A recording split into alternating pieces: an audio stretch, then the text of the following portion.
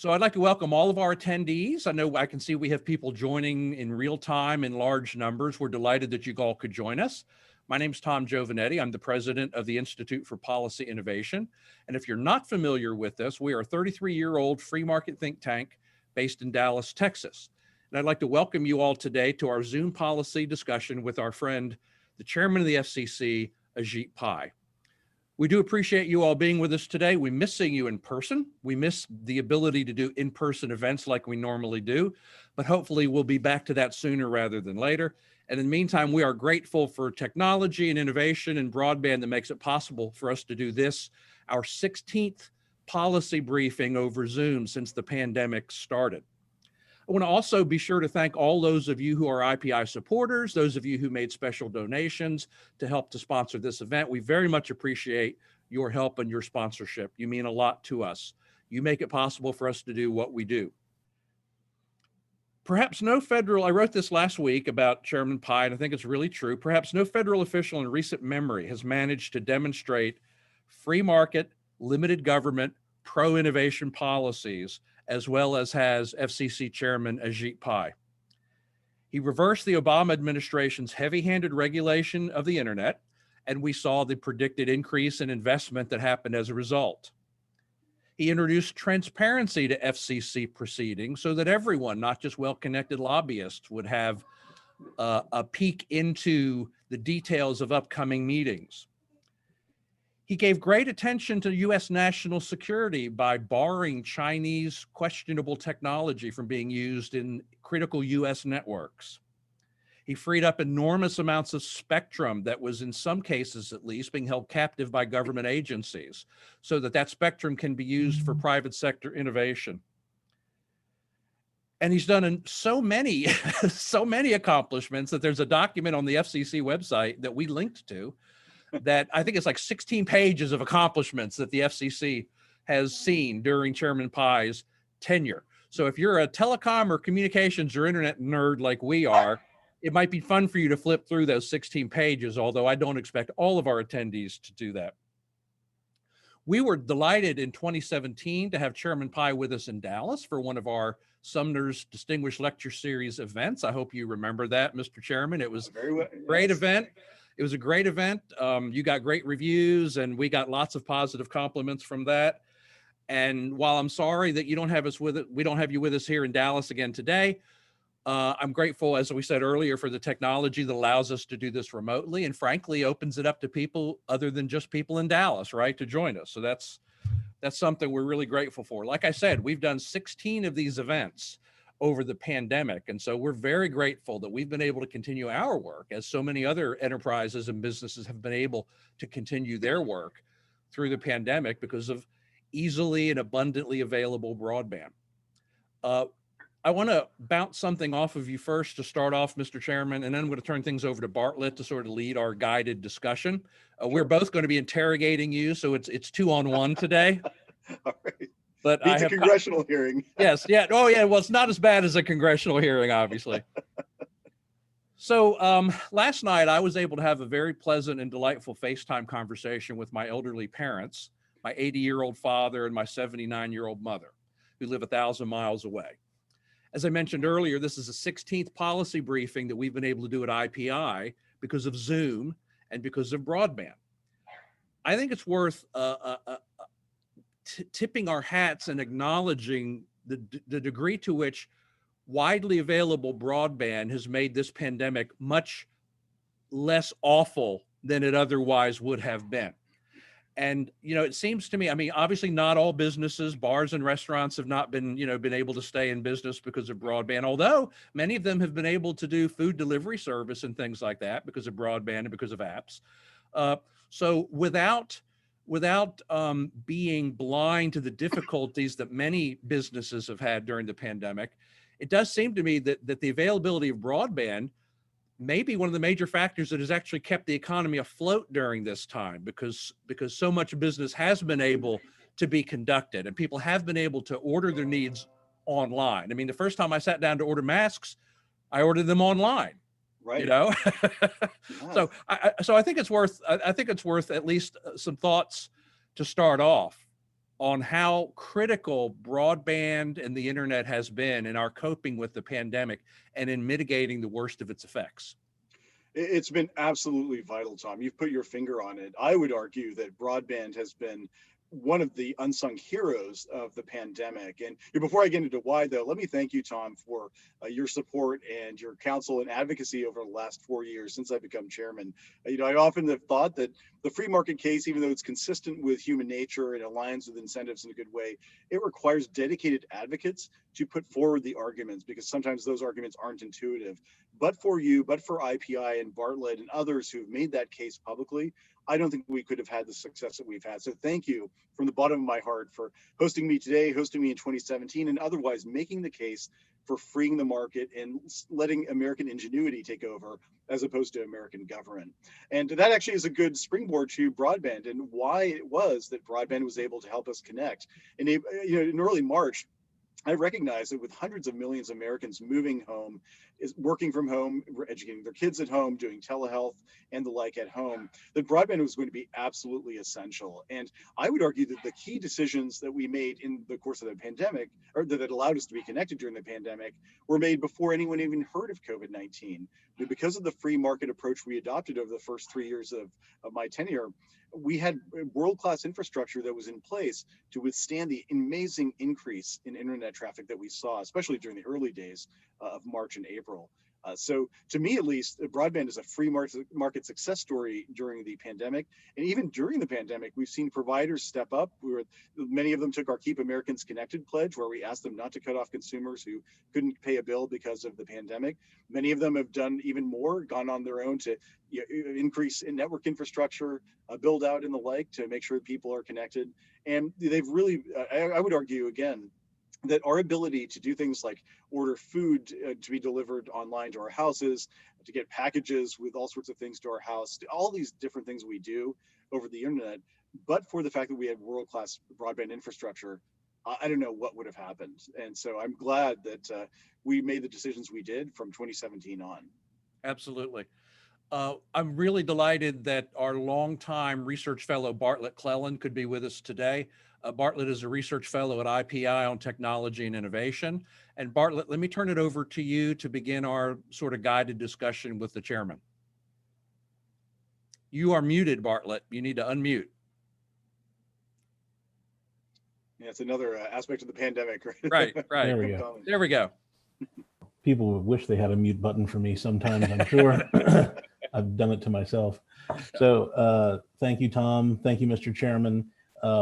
Just for folks watching, I think this is my third or fourth interview with the chairman since he's been in office. And let me tell you, each time I feel like we just continue having an ongoing conversation about great things that are happening. And so it's I absolutely look forward to these every time.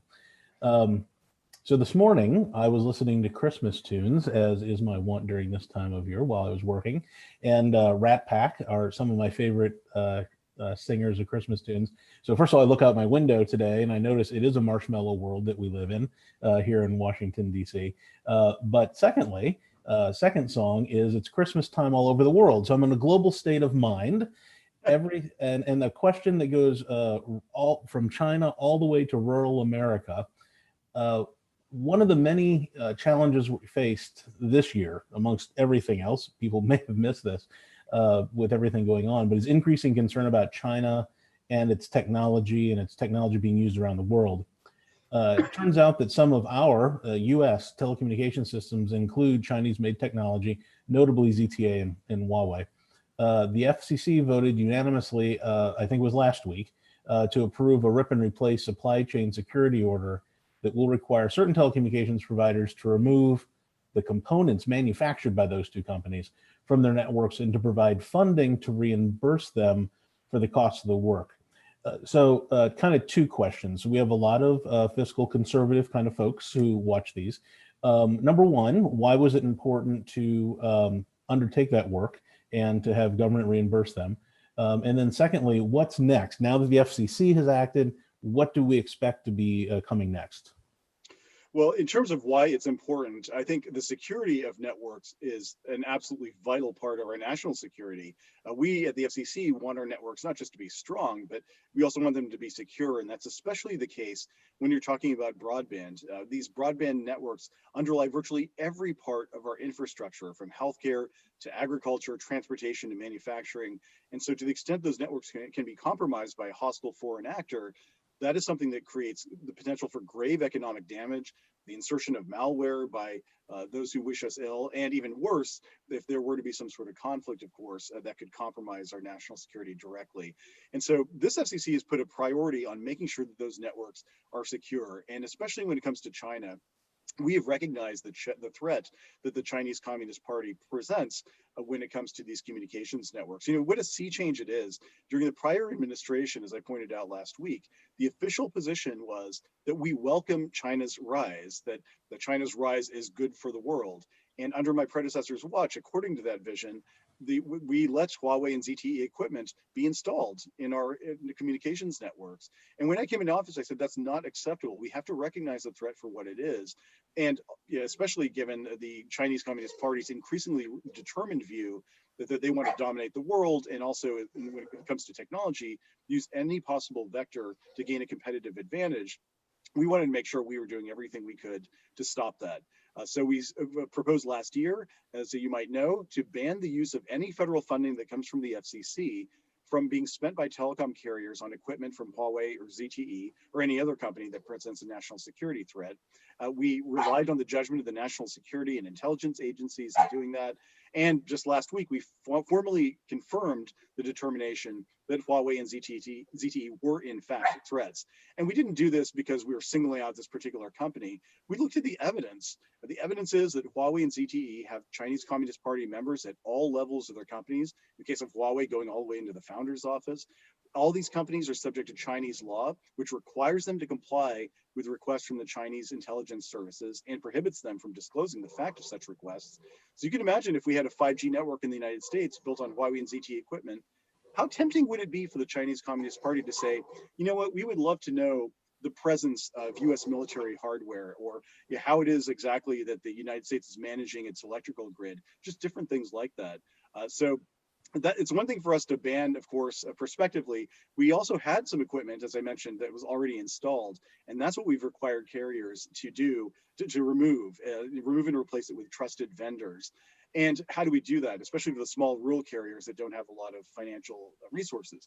That's where Congress has stepped in. The estimate is that it would cost $1.6 billion to finance the removal of that equipment. And so we've encouraged Congress. We know it's a cost, obviously, and you're not going to find anyone more fiscally conservative than me. But in this case, the return on the investment is potentially significant. You think about rural carriers in the Midwest and Mountain West, think about what's out there and why Huawei and ZTE equipment could be installed there and what threat it could present. We want to make sure we remove that threat as best we can. So hopefully Congress will step up to the plate with the funding and we can get that program implemented. And all in all, not a huge expenditure where national security is concerned anyway. Thank you for that. So let's stay rural for a minute. As you can imagine, being in Texas, IPI has plenty of rural or near rural folks who pay attention. And regardless of that, the country has a lot of rural space. You and I are both from rural areas of the country, as a matter of fact. And one of the challenges has been understanding broadband speeds across the country, and maybe particularly, that's not really true because urban areas have challenges too, but maybe particularly in rural areas. So Ookla, who for people watching, they are also often conflated with Speed Test. Their product and their company often get interchanged, but of Speed Test fame, they've been talking about broadband speeds for a long time, and about the broadband speeds across the country and the need for quality granular mapping of speeds. What is the best way for us to get to better mapping so that we know where there is broadband and where there is not? A fantastic question, and one of the more frustrating issues that we've confronted. And the reason is that in August of 2019, the FCC voted to create a more granular map. Instead of simply relying on the Form 477, which is what all broadband providers submit to us, and they detail at a very high level, this is where we provide service, this is where we don't. We wanted to, number one, go more granular to determine ideally household by household, which households had broadband, but also verify that data through crowdsourcing and the like. So as I mentioned, in August of 2019, the FCC adopted an initiative to do just that. There was one catch, however: Congress. So Senate Democrats insisted in including in the Broadband Data Act, which they passed after August of 2019, two different provisions. One, stripping the FCC of the ability to rely on the Universal Service Administrative Company. This is a nonprofit company which administers the USF on our behalf and does mapping for us. They stripped our ability to rely on this USAC to do the mapping, and they didn't give us any funding stream to be able to fund this new initiative. So for well over a year now, I've been calling on Congress, all well and good that you passed the Broadband Data Act, but you can't expect us to do the job without funding. I mean, we are, after all, a federal agency that can only act in direct consequence of appropriations that we get from Congress. And so here too, we've said the first year startup costs alone for the back-end IT work, et cetera, would be $65 million. The relative pittance compared to the costs at stake if we're directing billions of dollars of broadband subsidies to the wrong place, but we still haven't gotten it. And so I hope that under the leadership of Chairman Wicker on the Senate Commerce Committee, Ranking Member Walden on the House Energy and Commerce side, that we can get that ball across the finish line. But it's been a frustrating issue, to be sure, because we spent a lot of time thinking about how to make the maps more accurate, and we just need the funding, this one last step from Congress, to be able to do it. Tom, I could go on forever, but why don't I let you sneak in with a couple of questions? Yeah, here let you take a breather, and I'll ask a couple questions, and we'll do like tag team. We'll you come into the ring, and we'll slap hands, and I'll step out of the ring. Congress is always the catch, isn't it? and that's something that I also want to talk about. I'm struck by the degree to which we have all moved on from the Restoring Internet Freedom Order. Yeah, right. And I don't want to make the mistake of glossing over that, because I think that was one of the most significant things that happened during your tenure in the last 4 years. Predictably, I think, in the waning days of the Obama administration, when they introduced not simply net neutrality, but full-blown Title II reclassification of broadband networks, investment slowed. Because after all, if you own a network and if you own a network and you don't know what you're going to be able to do with your network, you're not going to spend as much money building out and maintaining that network. So that was pretty predictable. And then when you moved the Restoring Internet Freedom Order successfully, which again was a tremendous accomplishment, we saw an uptick in investment again. So I think it's worth, when I went through your 16-page list of accomplishments, the Restoring Internet Freedom Order doesn't show up till like page 9 or something like that. But, if we were going to rank them in order of importance, I think that was a really big deal. So obviously we all have a tremendous amount to thank you for moving that aggressively. I'm sure you felt like that was part of the reason. One of the things you were appointed to do, right, was to do that.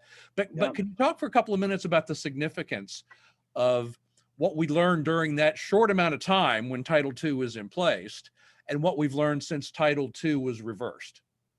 Absolutely. And I think you've identified the critical problem with Title II, is that this utility style regulation at the end of the day disincentivizes companies, the private sector, from raising capital and deploying that capital to build broadband networks. And it only makes sense when you diminish through the force of government the rate of return you're going to get from making an infrastructure investment. You're just less likely to make those infrastructure investments. And it's just common sense. Nobody would do that. And that's part of the reason why Silicon Valley in particular, while it's been more than happy to foist these utility style regulations on the network operators, they would never want to abide by those same regulations, those types of regulations themselves. And that's why they've resisted it in the halls of Congress and at the FCC.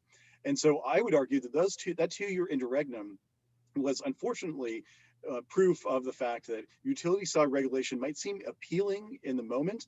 Hey, the internet's important, let's just make it a utility and we'll have nirvana.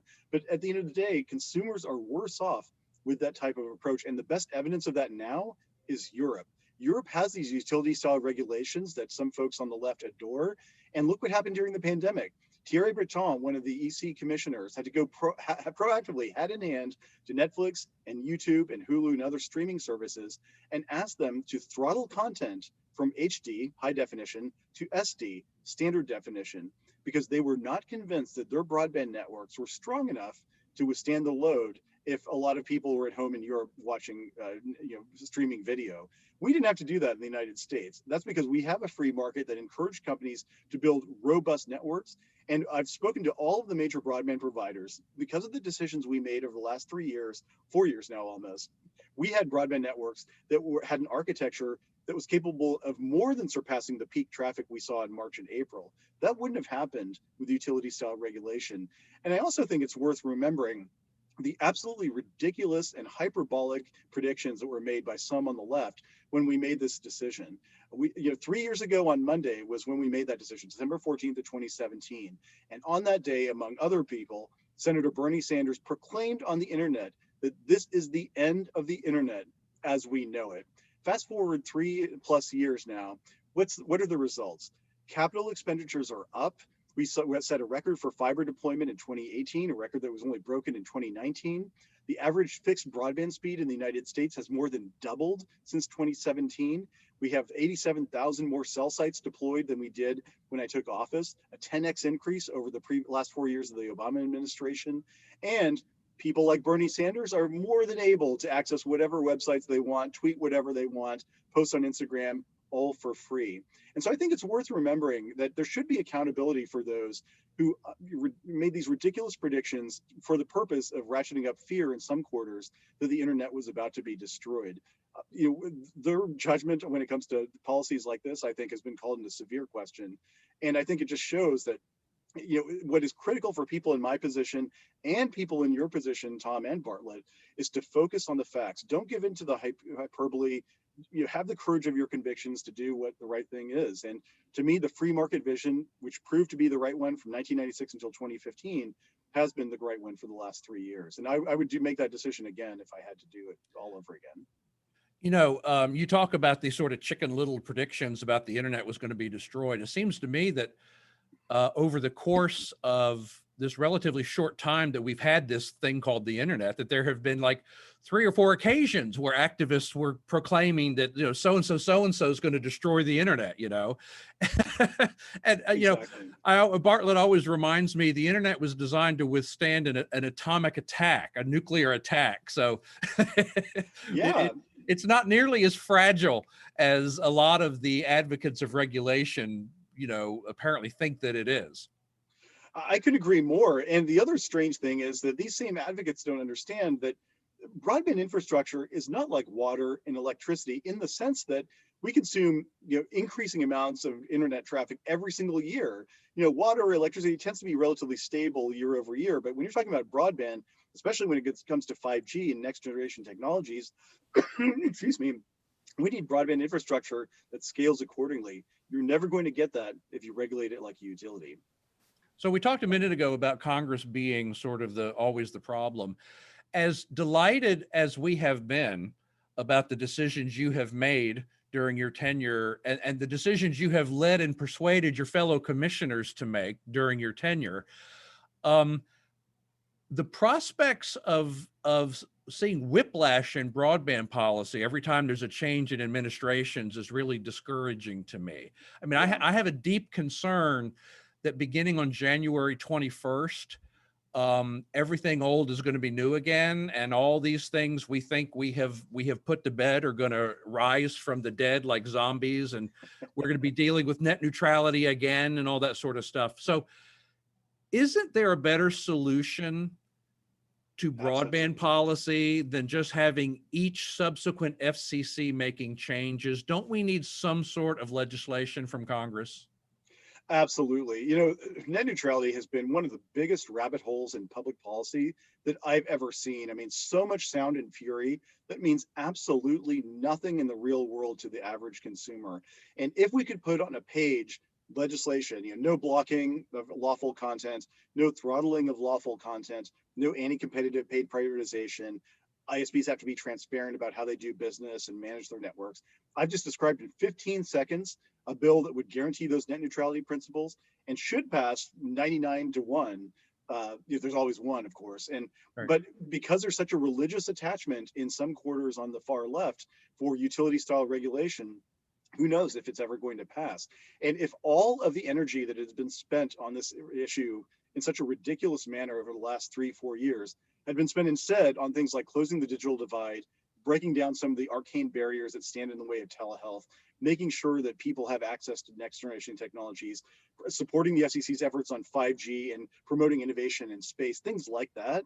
Think about how much further off, how much better off we'd be as a country. It's just been a shame that there's been such a waste of time on this issue. And I would anticipate that to go to your point, in the next administration, of course, they have a different view, I'm sure, of where net neutrality should go.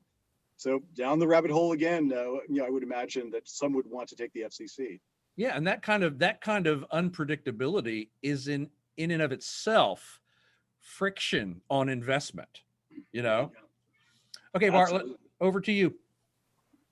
All righty, let's pull a few of these threads together for the next question. So we talked about investment, we've talked about rural, we've talked about next generation. So we all know, and we talked about mapping, trying to figure out who does and doesn't have broadband. Some folks have, for years now, have advocated for government getting involved in the provision of broadband, generally referred to as government-owned networks.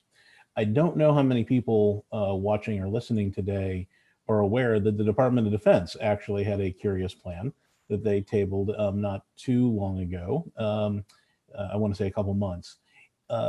Is the idea of a nationalized system brought to us by Department of Defense, is that the answer to getting 5G into some of urban and rural places where we don't have it now?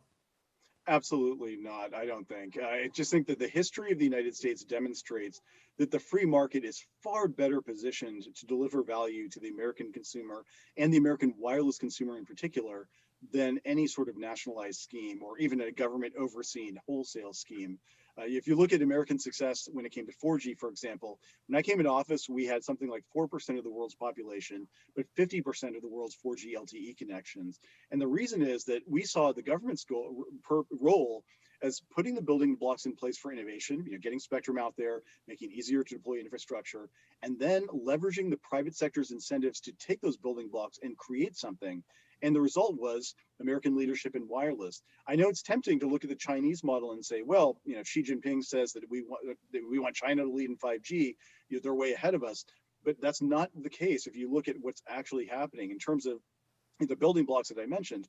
The FCC has made a huge amount of spectrum available. We've streamlined the rules for infrastructure. I mentioned the fiber deployment records we've set, and now we're seeing companies use those tools to build 5G networks. T-Mobile already has a network that covers 250 million Americans. The other companies, as big wireless companies, are investing in 5G. And now we see non-traditional companies like cable companies, electric utilities, and others starting to compete in that space, in our spectrum auctions at least. So to me, at least, I know it may be messy to some to have this marketplace where you have all these different companies competing with different business models. But at the end of the day, that is the only way to ensure, number one, a stronger wireless network, but number two, that we don't fall into this problem of crony capitalism or wasted investments and that sort of thing that all too often attends these nationalized schemes. I think history is replete with other nations that have gone down this road. It is not a road that is good for the fiscally responsible citizen or for the consumer. Always strikes me as a little odd when someone stands up and says they can do it better than the industry, the people who are out there fighting every day, whether that comes from the think tank world or whether that comes from the broader DC community politicians. And we're seeing a lot of that in a lot of places. Other comment I'll make, we're seeing a lot of infatuation with trying to do things the way the Chinese do them lately. I don't understand that either.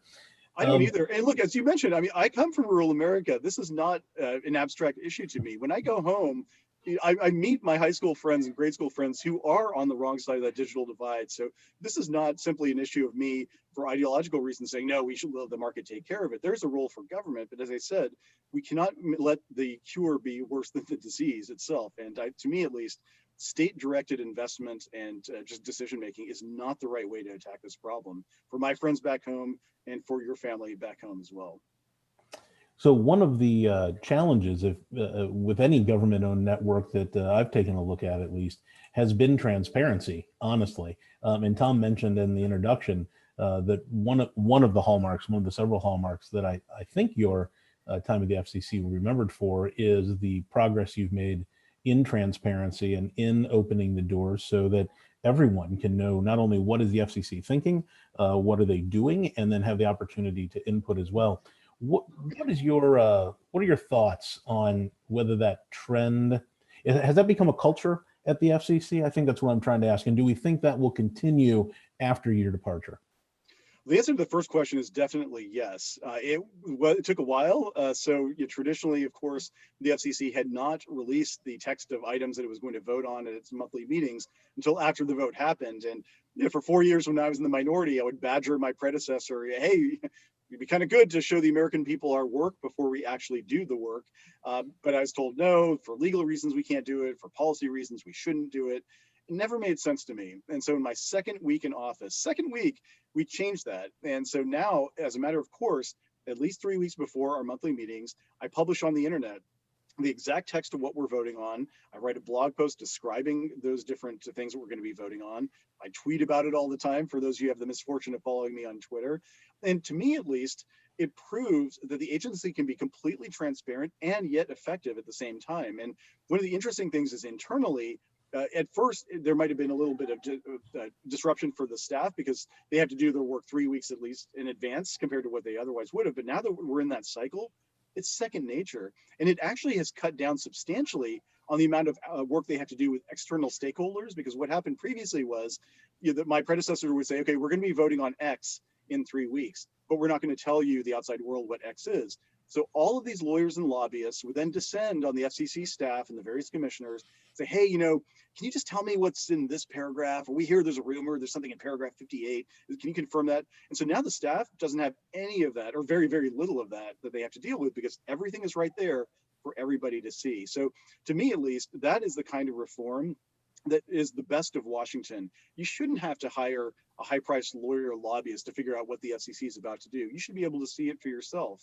And that's exactly what we've done. Will the next administration reverse that? I certainly hope not. It's obviously within the discretion of the chair to do it. But I think now the genie is out of the bottle. And to go from where we are now, which is a lot of sunlight on our operations, to one in which those operations are cloaked in darkness once again, I think would be a terrible move. A terrible move politically, of course, but just a terrible move for the FCC's reputation. I certainly hope that's right. Tom, I'll turn it back to you, and I'll just note that we're at 35 minutes. So, and I see 5 questions. I love how Bartlett and I are able to relieve ourselves, but there's no relief for you, Mr. Chairman. You just have to keep this is taking these great. I questions love it. one after another. On this transparency thing, isn't it even worse than you described? I mean, I remember having a conversation with a previous FCC commissioner who literally said the orders were often hidden from them until the meeting or until just a couple days before the meeting. So literally, even sometimes FCC commissioners themselves didn't have access to the specific details of orders and things like that, much less the public. I encountered that a couple times when I was a commissioner. The chairman would circulate a proposal or order 3 weeks in advance, but then we would hear rumors, oh, they're making substantial changes to it, and we would only get those changes, I don't know, 8 o'clock at night before the meeting the next morning. And some of these are hundreds of pages. Right. There were only a couple of us in the office. You have to sort through these changes, and it was just really, really frustrating. And so, to me, at least, what I like to be able to tell the people who vigorously disagree with the FCC, at least now what it is you're disagreeing with. You might not like it, but at least you can understand what it is. And that's something that I think is absolutely critical in all parts of government. It's honestly shocking to most people when I describe the way the FCC did business before. Like, you would vote on it first and then only afterward tell people what's in it. Why would you do that? Right. So hopefully we've now changed things permanently. So Bartlett mentioned the Department of Defense, and it reminds me that a long time spectrum problem has been the large blocks of spectrum that were controlled and essentially sidelined by the federal government and by federal agencies and federal departments. This has been an enormous problem for a long time. And I think one of the most artful things that you pulled off during your chairmanship was to persuade, at least in some cases, like the Department of Transportation, to share or turn loose of some of their spectrum. Right. How much spectrum remains wasted, essentially, by the fact that it's tied up by government agencies. And as the only successful human being that I can think of who's ever persuaded a federal agency to turn loose of spectrum, what are your recommendations going forward on that? Well, you definitely have to have a thick skin. Excuse me, getting over a cold here, but no, it's not easy because there's no more greenfield spectrum, so to speak. There's not some band just sitting on the shelf where nobody is using it. Typically, what happens is there's a federal agency or some private stakeholder that's using it. And you talked about DoD. I mean, they've got a large amount of spectrum, especially in the prime mid-band airwaves. These are airwaves, say, between 3 gigahertz and 4 gigahertz, which are really well suited for 5G. They cover a lot of ground and they carry a lot of data.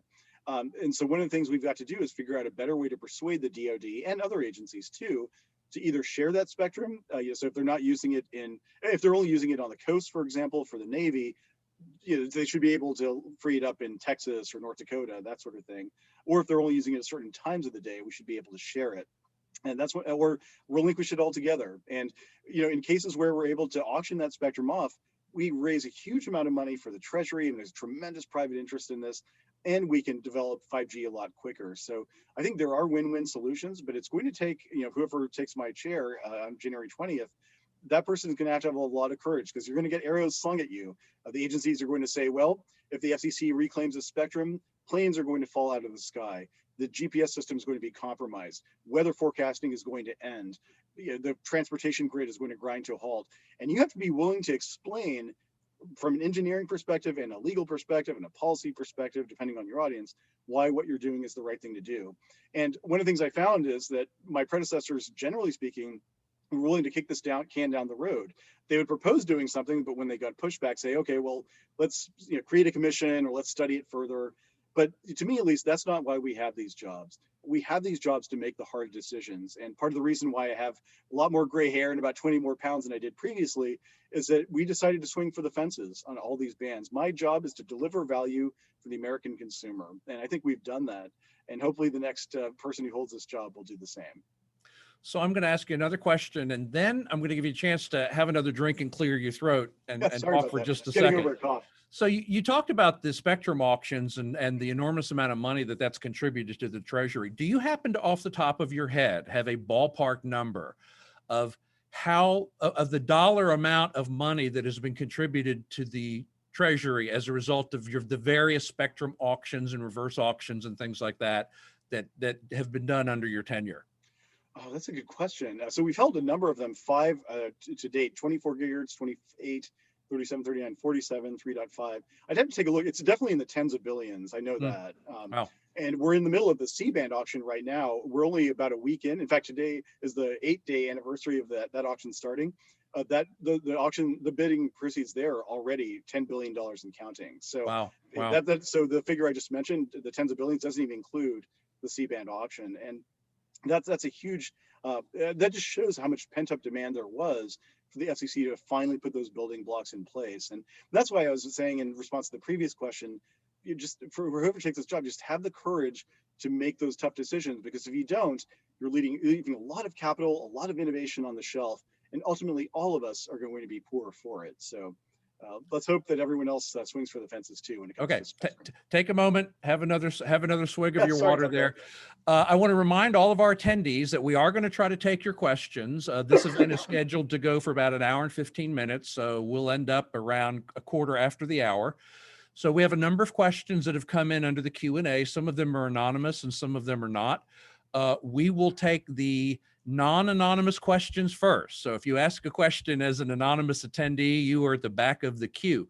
So I just want to remind everybody, you can go down to that menu at the bottom of the screen under the Q&A, and you can type in a question that you have, and I will see it, and we will get to as many of those as we possibly can. So on the spectrum question, you said a moment ago that there's not like this enormous amount of greenfield spectrum sitting out there, right? Is there any way that you can give a feel to the non-technical person in our audience? How difficult is it going to be on an ongoing basis to continue to free up spectrum? And how close are we to running into a running into a wall on available spectrum where we'll have no other options but more technological innovation as opposed to just freeing up more spectrum? That's a really good question.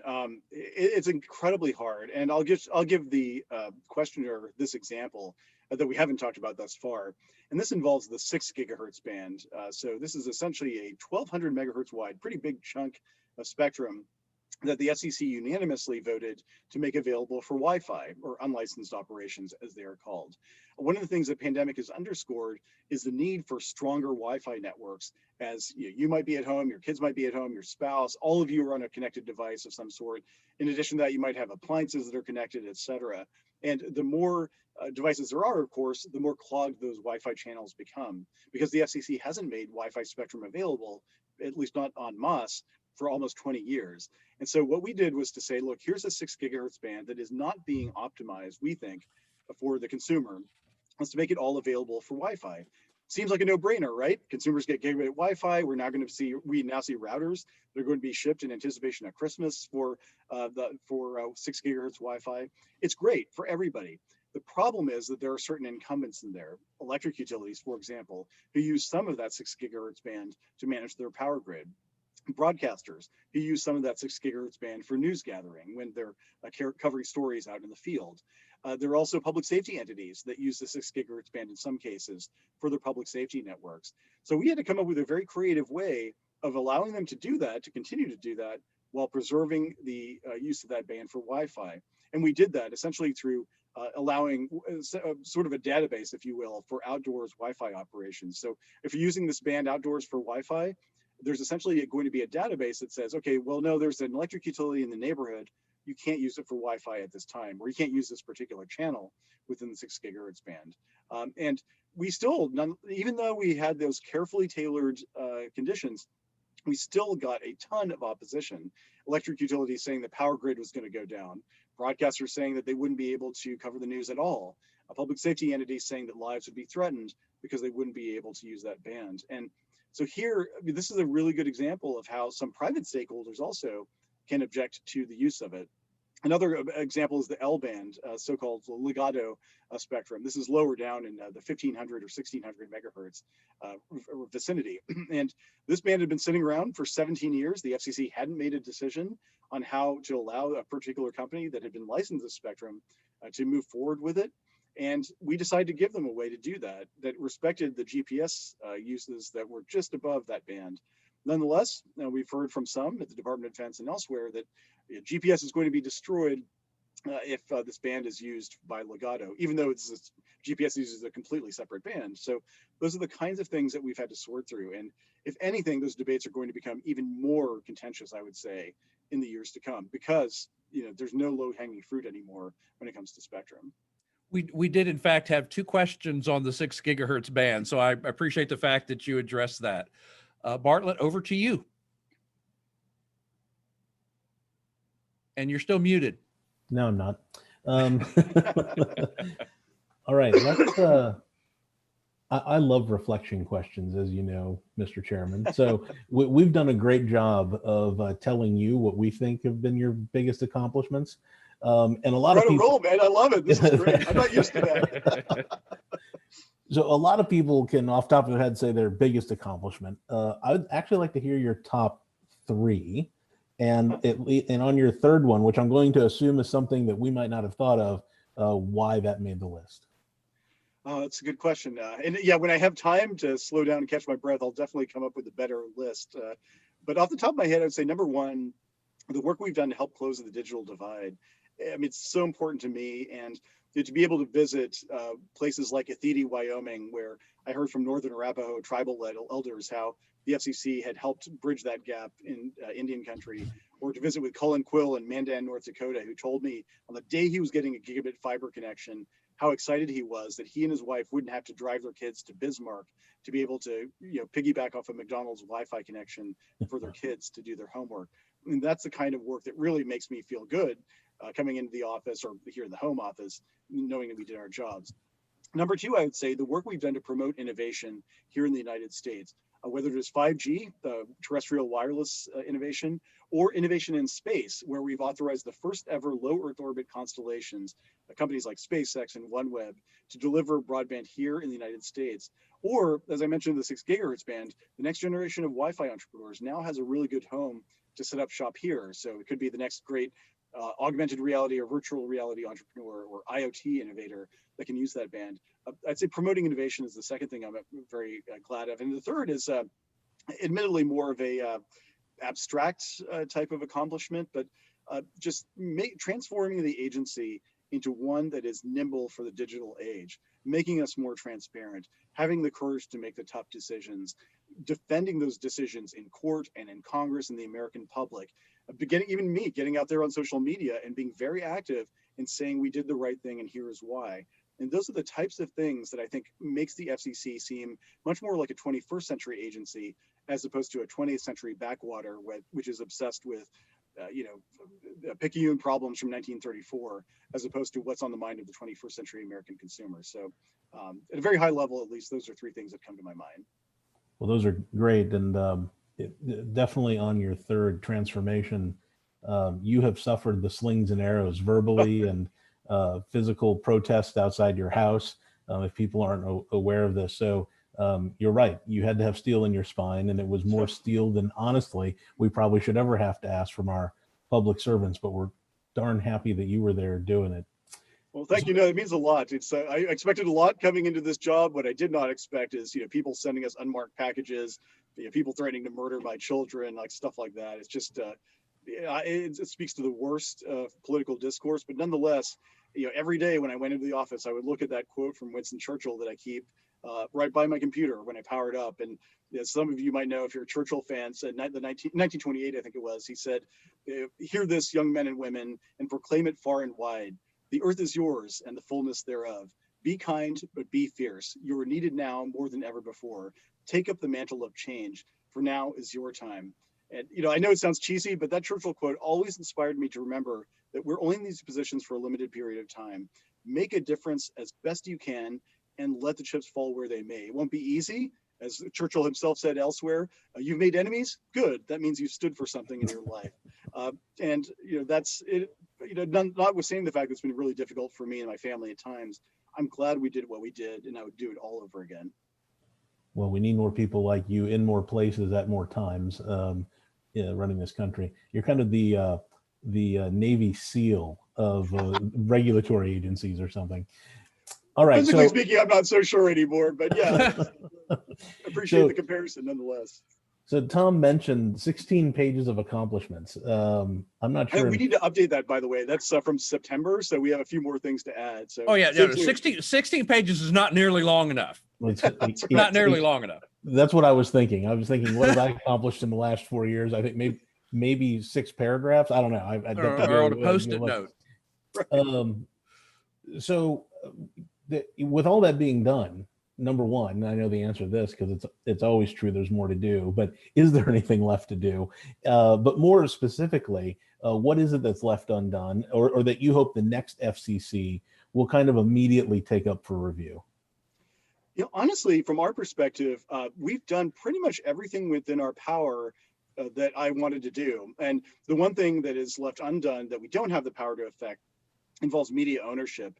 The FCC has rules on the books going back to 1975 that, among other things, prohibit the cross-ownership of a newspaper and a broadcast television station or a radio station.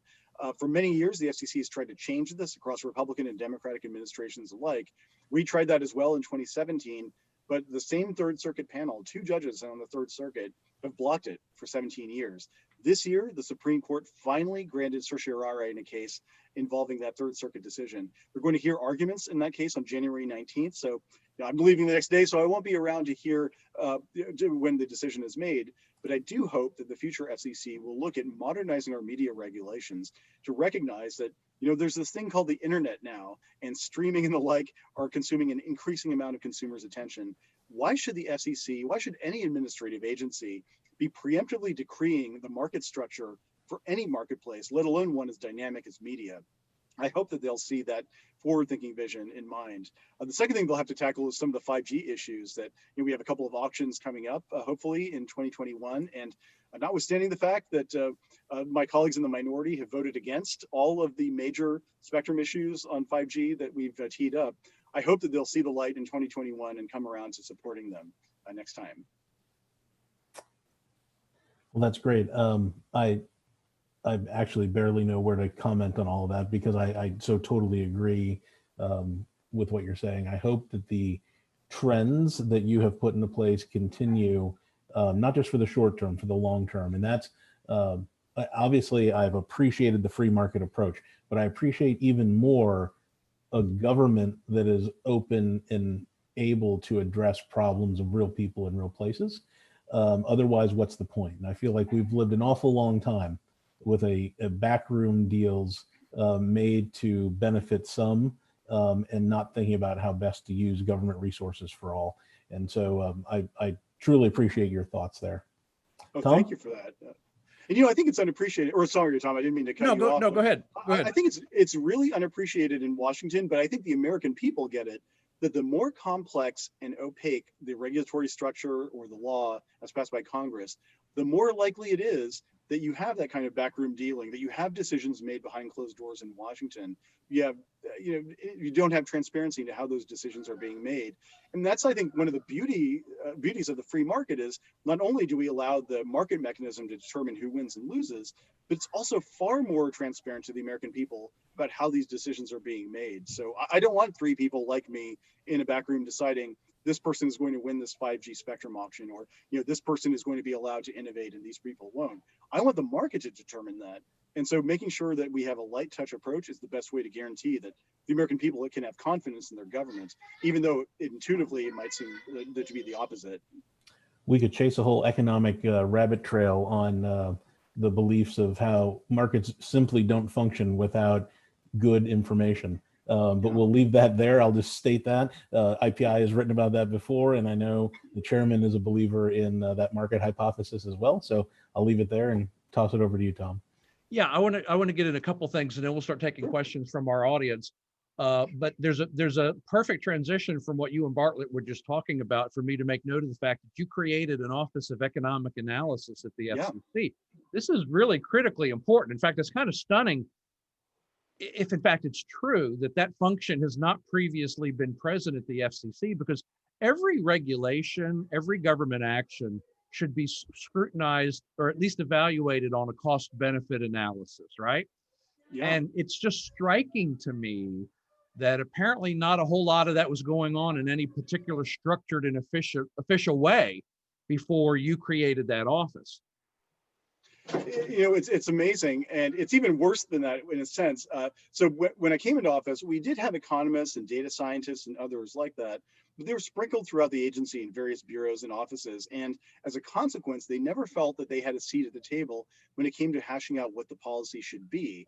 And so, as I mentioned in a speech that I gave a couple of years ago at the Hudson Institute, for the lawyers in the FCC, we have an Office of General Counsel. For the engineers and technologists, we have an Office of Engineering and Technology. But what about the economists? I mean, we're making decisions that affect 1/6 of the nation's economy.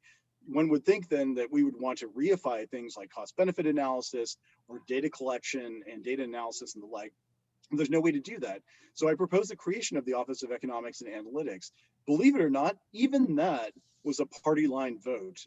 The minority opposed it vigorously. They said this was a smokescreen for all kinds of nefarious policy preferences or ideological desires and the like. So, but nonetheless, OEA, as it's called, has now been incorporated into virtually everything that we do. Whenever we're sitting down and thinking through, how about this policy or that one, OEA is at the table letting us know, hey, here's an issue you might want to think about, or here's a data collection you might have to do in order to prove that this policy preference is the right one. And so to me, at least, we try to routinize all of those OEA type functions so that whoever comes next, they'll rely on them, they'll have to rely on them, because otherwise you're kind of just a regulator putting your finger up in the wind as opposed to putting a finger on the problem. Okay, and then the last thing I want to mention before we go to our audience questions is you mentioned earlier the idea, the space-based internet and satellite. In 2021, I'm very excited that IPI is going to actually be starting up a policy program on private space in general. Oh, terrific. We have a wonderful scholar who has a PhD in astrophysics from Harvard who's going to be heading that up for us, because I just think this is a terrific area. It seems to me, and we have a couple questions on this topic, bridging the remaining digital divide almost exclusively falls to wireless technologies and space-based technologies, doesn't it? In some cases it does, because the terrain is just virtually impossible to lay a fiber line in, or otherwise it might be economically not cost effective to do so.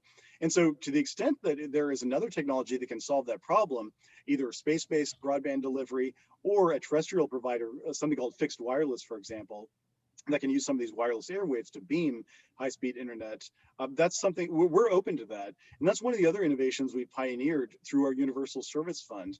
For the folks who don't know who are watching, we have rural broadband programs where we essentially have about $8.3 to $9 billion per year to allocate for broadband deployment.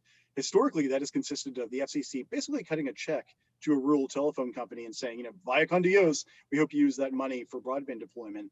But what we did was to institute a reverse auction, so a technologically neutral auction in which any company using any technology is allowed to compete for that funding, so long as you can meet the FCC's service thresholds in terms of latency and speed, commitment to building out within a certain time frame, et cetera. And the results speak for themselves. We recently held a Rural Digital Opportunity Fund auction that's going to cover 10.1 million Americans with broadband, up to gigabit speed broadband. And companies like SpaceX and some fixed wireless providers as well won a decent amount of the money because they've come up with innovative, cost-effective ways for serving these areas cheaper than necessarily a fiber provider could. So from my perspective, at least, I don't care what kind of mousetrap it is, so long as it's a mousetrap that helps catch that mouse for the American consumer in that rural area. When you were considering Starlink and similar proposals, did you give consideration to the concern of like astronomers about interference with their observations and the space junk considerations and things like that? Or are those the purview of other federal agencies? Well, we have done that actually even before we considered the rural broadband auction that I just mentioned. About a year now, 2 years ago, we started a proceeding to think about how to update our orbital debris rules. With hundreds, if not thousands, of satellites in low Earth orbit, the consequences of even a 1 centimeter wide piece of debris could be catastrophic. It could stay up there for centuries. So the FCC's rules hadn't been updated since 2004. And so that's one of the conversations we're having about how to include restrictions in terms of the mitigation strategies that companies have to think about before they even launch satellites, what they have to do in case there is a problem, and that sort of thing. In terms of astronomers, that's another thing that we thought about as well when we looked at the record in terms of authorizing particular low Earth orbit satellite constellations. So it's an ongoing conversation. If there are particular scientific uses that we need to think about, all the astrophysicists out there should definitely let us know, because we have an open door and an open mind for a reason. We want to make sure we're doing the right thing and respecting all the equities that are out there.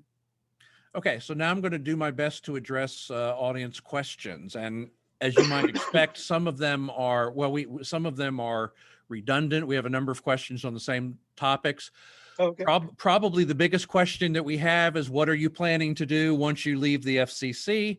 Obviously, there's a tradition of FCC chairman spending a little time with the Aspen Institute and that sort of thing. I have to say, speaking for myself personally, I've been so impressed by your tenure at the FCC that I hope your time in public service has not come to an end.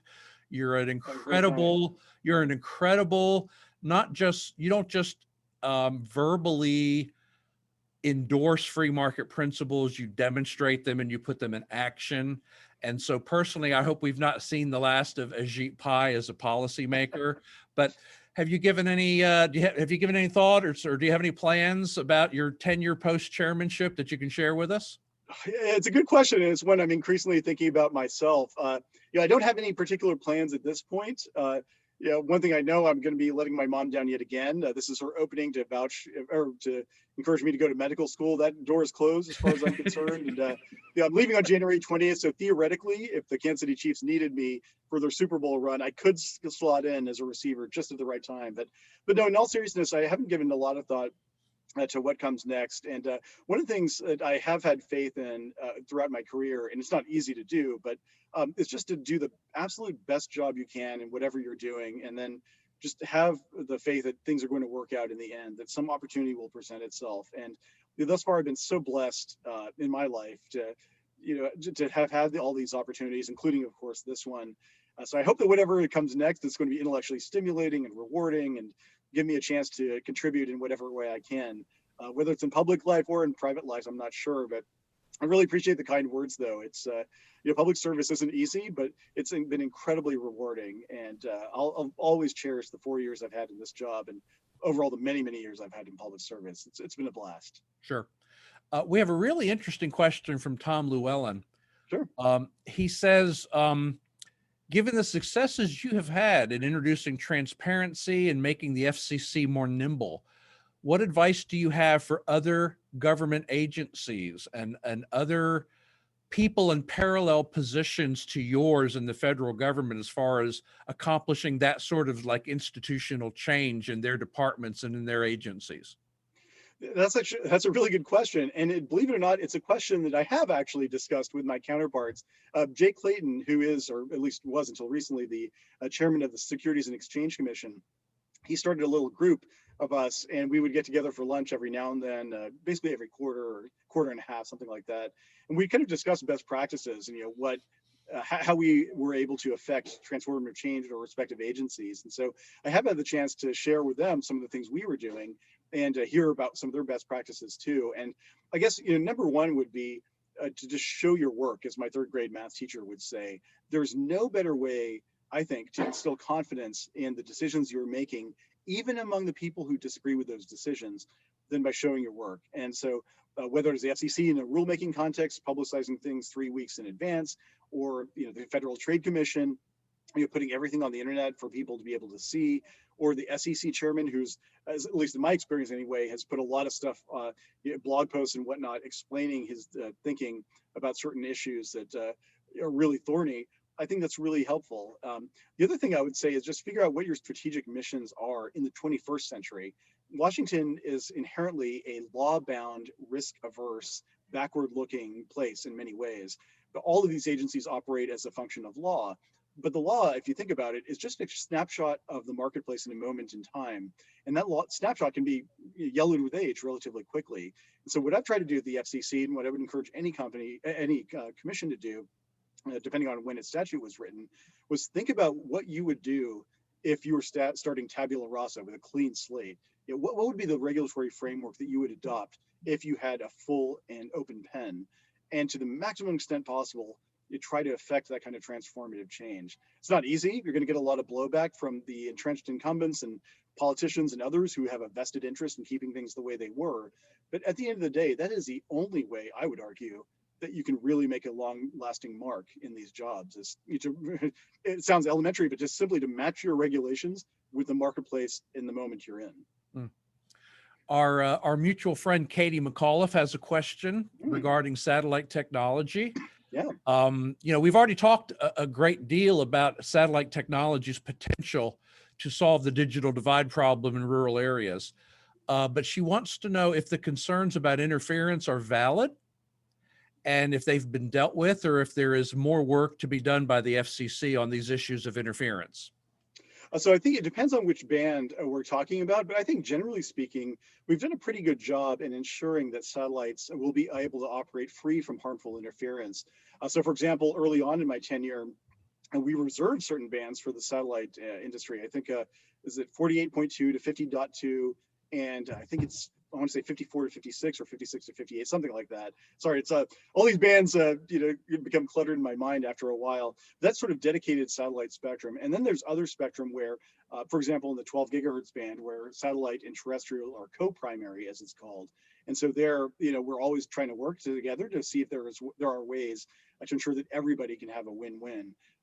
Whether it's out-of-band power limits or that kind of stuff that we can massage. So stay tuned. You were always looking for ways to ensure that satellite innovators are able to keep innovating. And this new space age that we're in, I'm telling you, it's absolutely fascinating for anyone who loves space, and especially anyone who loves American innovation in space. We have private companies in this country. SpaceX is one, but it's not by any means the only one. They're doing amazing things right now, raising capital, launching satellites, reusable rockets. All this is happening because of the private sector this is a revolution we've never seen since the dawn of the space age, and America is poised to lead. So I think the future is really bright for space if we get it right. And I think this FCC has done yeoman's work to make sure that we do get it right. Well, you don't have to persuade me of that. As I mentioned earlier, we're starting up this program on private space at IPI, and I'm a space nerd, and I know Bartlett is a space nerd, and my colleague Merrill Matthews at IPI is also a space nerd. So, I have this app on my iPad called Next Space Flight, and I looked at it on Friday, and like in the period Saturday through Tuesday, there were like 7 scheduled space flights. It's unbelievable. Just astonishing. It's just astonishing, and it's incredibly exciting. And I guess we anticipate, like anything else in technology, that at first it will be expensive to have space-based broadband, but over time that cost will come down. Absolutely. And just the idea of having sort of ubiquitous availability of broadband is just extremely exciting.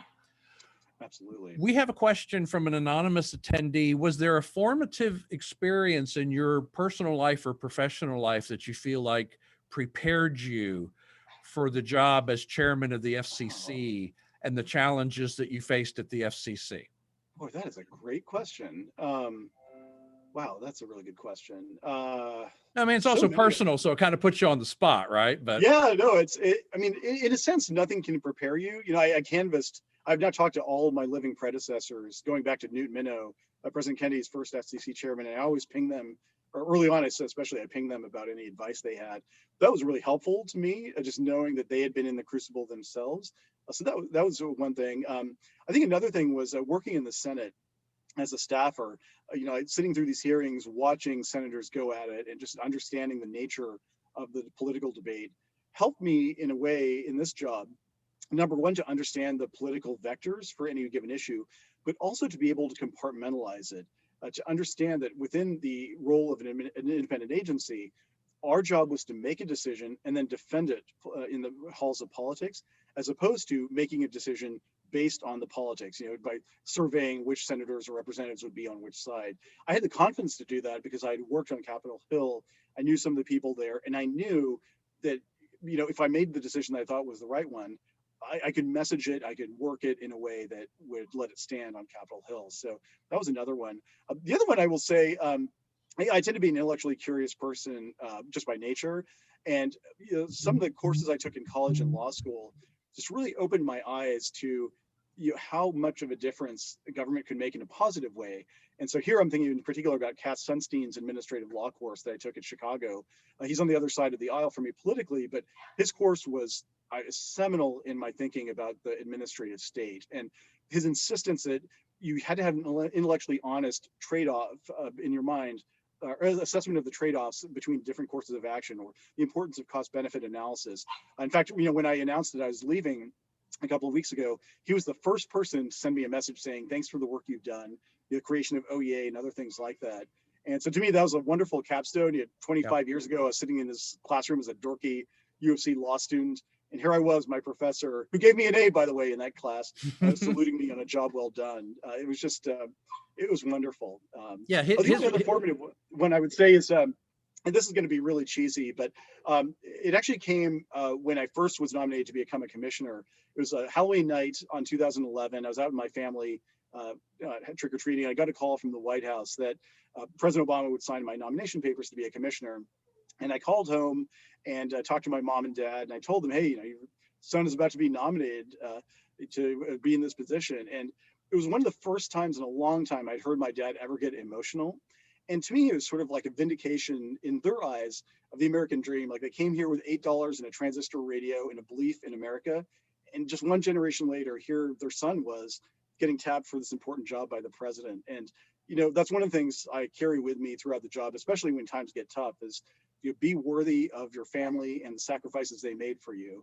They'll always be with you, but you also owe them a responsibility too, to do the best you can. So, cheesy, I know, but it was formative for me. It's not cheesy. It's one of those only in America stories, right? Oh my God, absolutely. And it just goes to show, there's this fascinating statistic, like how much turnover there is in the Fortune 400.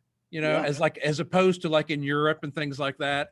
I mean, this is still the country where in one generation, you can go, from being a first generation immigrant into the country into significant accomplishment, professional accomplishment, and really contributing. And it's really a wonderful story. Oh, yeah. And again, it has nothing to do with me or my credentials or how great I am. It's just the fact that we have a country that, anything is possible. That's so rare in human history. And I don't think Americans, especially nowadays, appreciate it enough. We live in such an extraordinary place. And I don't know. I just love America. I really do. We are still the land of opportunity, and we can all be grateful for that. Absolutely. I have, we're getting close to our sort of end time here. I have a technical question, and then I have another personal question. The technical question is 25 down, 3 up still an adequate benchmark speed for broadband, given everything we've learned this year, the increased market share of streaming services and things like that? We at IPI, and this has largely been driven by Bartlett, we've been sort of skeptical of, definitions of broadband, but what is your response to that question? It really is an ongoing inquiry, and it really depends at the end of the day on the nature of consumer use of the internet. And I think one of the things going forward that's going to be really complex is that we use the internet for all kinds of things. I mean, it could be high definition, high bandwidth, low latency gaming that requires a massive pipe to deliver connectivity. But it could also be just as important for narrowband IoT devices to be connected. If you're wearing a wireless sensor that sends your data to your healthcare provider, you don't need 25 megabits per second for that, even if you have 100 of them, but it's still really important. So I anticipate over time that number is going to go adjust upward. It used to be, was it 268 kilobits per second or something like that 12 years ago. So it's clearly going to go up. But what that magic number is, I don't think is as important as understanding the nature of consumer use of the internet.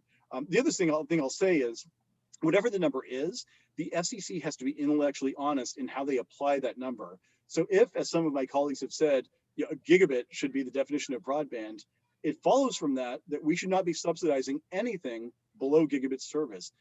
So that wipes out a lot of programs that the FCC has to provide, service at lower tier speeds. So be careful what you wish for is, I guess, is what I would say when picking that number. Some of us are old enough to remember plugging 2400 baud modems into the electrical socket. Do you remember that sound? I can still hear it.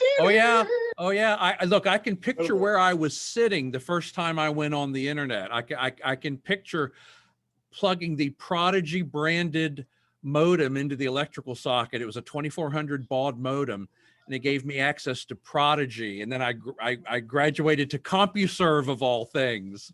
Oh, you were cutting edge. So MindSpring was my gateway to the internet. I don't know if I wish I had that address still.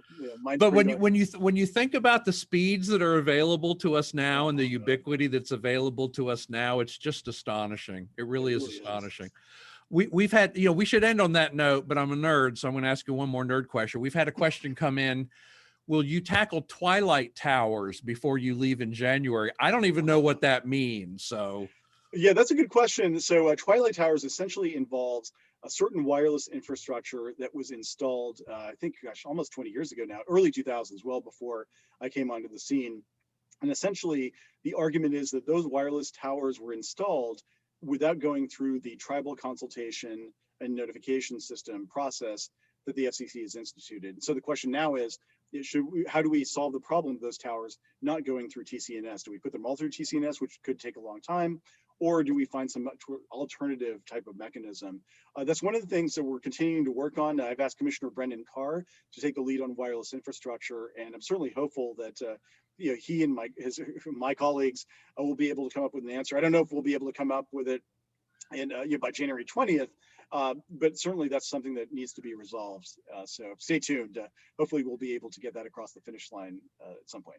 Okay, well, we're going to go ahead and wrap up. We have not gotten to all of our questions, but we've done an admirable job.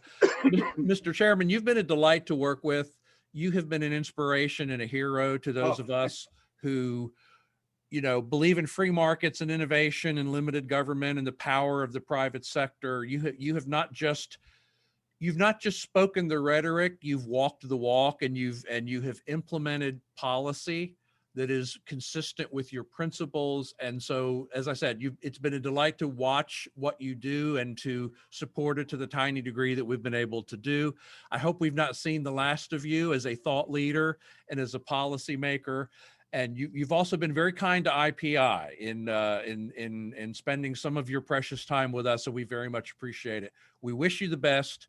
We wish you great success. And we thank you for the contribution historic contribution, I think, that you have made to America's continued broadband rollout, and making sure that the broadband has been accessible to as many Americans as possible. Thank you very much.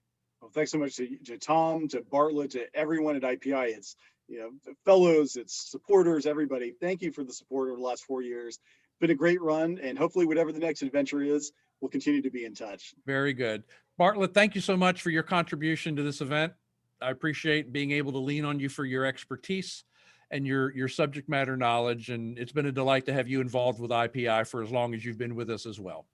And I want to thank all of our attendees. Thank you for participating. Thank you for joining us. This is our last Zoom event for 2020, but we plan to continue to do Zoom policy events going into the new year. And even when we get to the point where we can resume our in-person events, I suspect doing virtual events through Zoom will be a permanent part of what think tanks do going forward in making sure that they are keeping their audiences up to date with subject matter experts from around the world. So we'll continue to do this. We appreciate your donations. We appreciate your participation.